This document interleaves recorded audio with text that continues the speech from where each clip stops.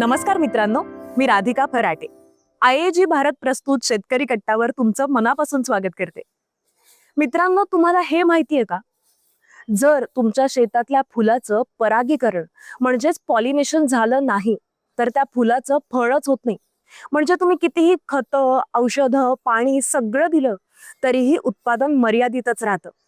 आणि यातच आपल्याला मदत करतात मधमाशा. मधमाशा फुलांवर बसून मध गोळा करतात आणि त्याच वेळी हे परागकण एका फुलातून दुसऱ्या फुलात पोहोचवतात. ही नैसर्गिक प्रक्रिया पिकांचं उत्पादन जवळपास 25 ते 30% वाढवते.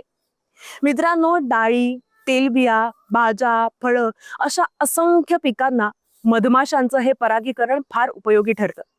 शिवाय जर तुमच्या शेतात मधमाशांचं पोळं असेल तर पिकाच्या उत्पादनाबरोबरच मध, मेण यापासून तुम्हाला अतिरिक्त उत्पन्नही मिळतं.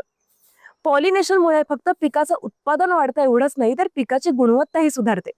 म्हणूनच तुमच्या शेतात मधमाशांना जपणं हा शेतकऱ्यासाठी फायदेशीर गुंतवणुकीचा मार्ग आहे. कसा वाटला तुम्हाला आजचा हा व्हिडिओ हे आम्हाला कमेंट करून नक्की सांगा. असेच व्हिडिओज पाहण्यासाठी IAG भारतच्या इंस्टाग्राम आणि फेसबुक पेजला फॉलो करा. YouTube चॅनलला सबस्क्राईब करा. भेटूयात नवीन व्हिडिओमध्ये नवीन माहिती घेऊन.